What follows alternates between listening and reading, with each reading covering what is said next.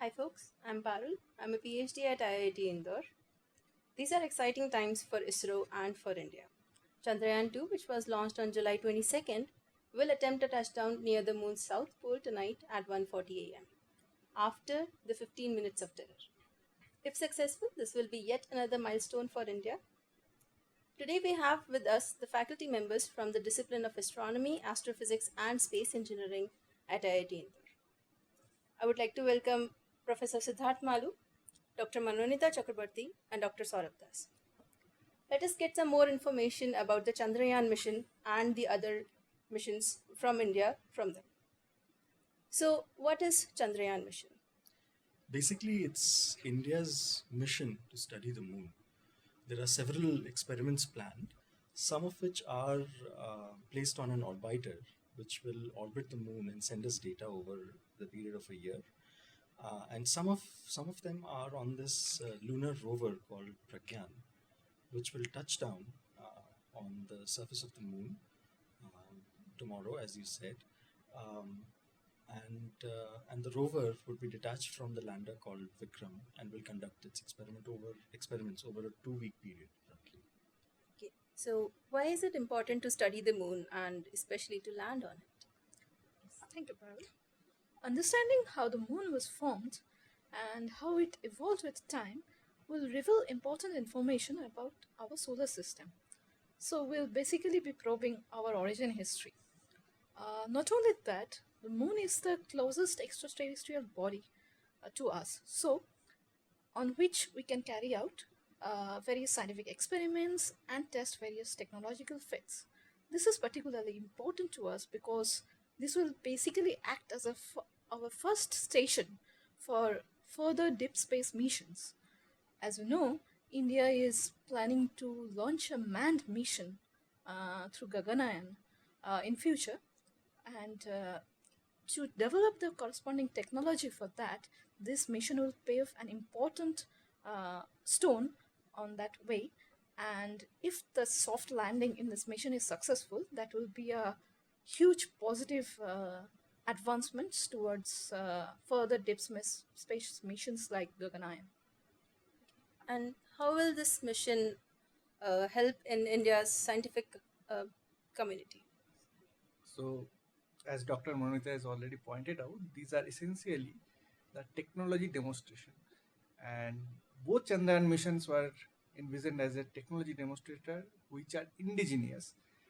And this is quite a feat for Indian community, Indian scientific community. They not only help us to achieve many scientific goals, but this is, if you remember, India is the fourth country which will have this feat to land on the moon surface. And this not only paved the missions which are quite exciting, like Mars mission and this Aditya L1, then Gaganyaan missions. So these are all beneficial for the scientific community, which we achieved through these Chandrayaan missions. So, what are the mission goals of Chandrayaan-2? So essentially, Chandrayaan-1 and Chandrayaan-2 both will have this orbiter. Chandrayaan-1 has this orbiter only, but from that it detect the water molecule, which is a great achievement.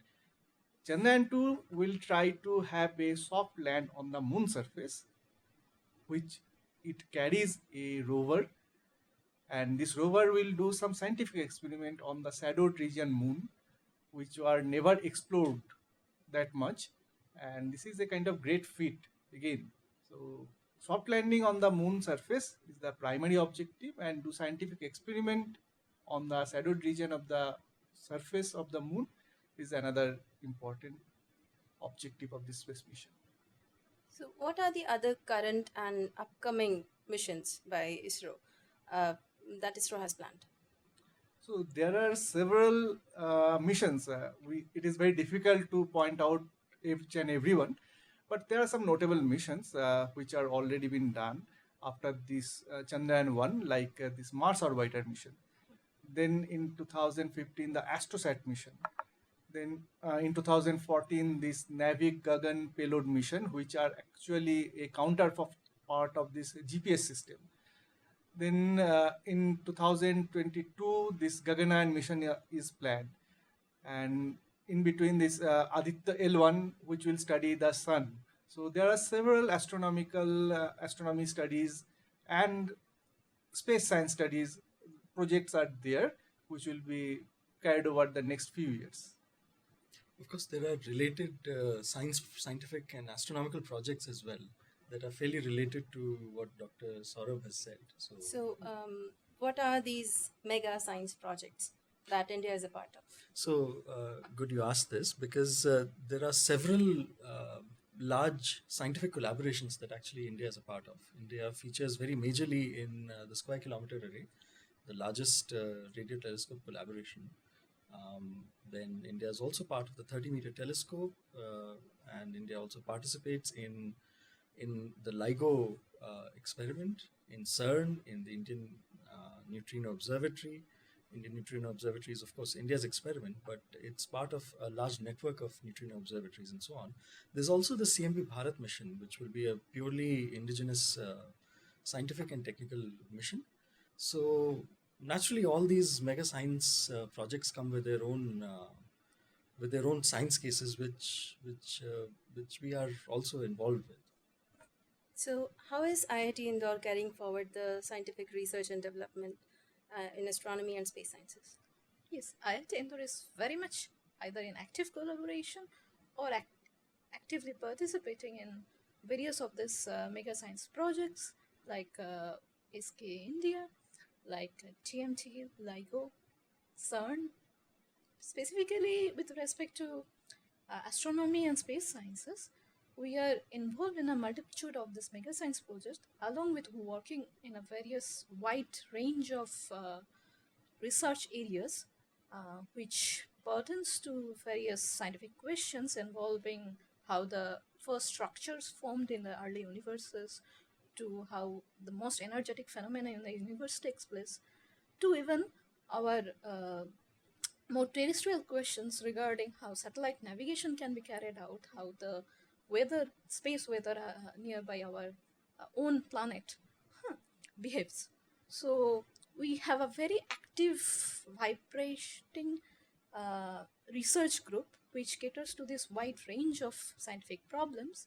And in order to pursue these science goals, we make use of a range of global, Indian, and international observatories like GMRT, like VLA, like Fermi, XM Newton Chandra, and Gagan, Navik, GSS, GPRSs, and satellites like that. Basically, through this program, what we are trying to do is we are building up a generation of highly skilled, trained young minds who will be carrying the flag of Indian space research that will be commissioned by ISRO for the next coming age. Apart from this dedicated research activities, we have also a very active outreach program. We not only believe in pushing the boundaries of knowledge in the premise of conducting research, but also we believe in sharing our knowledge with the common people, particularly the young minds. For this goal in mind, we are conducting a series of outreach events which caters to various school students, college students, so that we can entice them to the wonders of astronomy and space sciences. For this purpose, we have been conducting a series of events like Bapu Khagol Mala, like 100 years of astronomy in association with the International Astronomical Union in the past, which involve a number of activities like night sky watching, like a various series of lectures. In future also, we plan to continue this program even more frequently through inclusion of further lectures by eminent scientists and expanding this to more wider range of scientific topics like SETI, Search for Extraterrestrial Intelligence, and few more exciting areas. Okay. So, for those who are interested in such sciences, what academic programs are offered by the discipline at IIT? Yeah, good you asked. So the most direct way to get involved in our research is obviously to be a PhD student like you. But other than that, our department also has a master's program in astronomy, which we started last year. And there is also a minor program for our own BTech students. So they can opt for this minor program.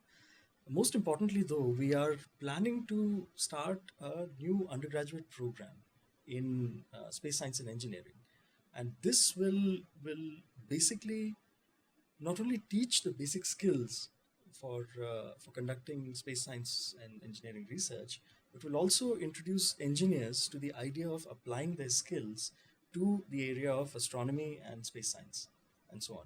Other than these formal programs, of course, we very much like to be in contact with young minds, as Dr. Manumita has pointed out, and they can contact us anytime for participation in any of these or related R&D projects. And at the same time, PhD students, as you know, can apply to our department at any point. We have a rolling advertisement. They can go through our website, and in general, we welcome young students for question answer sessions, for outreach, as Dr. Manumita has described, and for internships and small projects, and even long projects carried over longer periods of time, like a few months or a year, and so on. So yeah. Thank you, ma'am, sir, for this informative session. We hope for a successful touchdown. Thank you.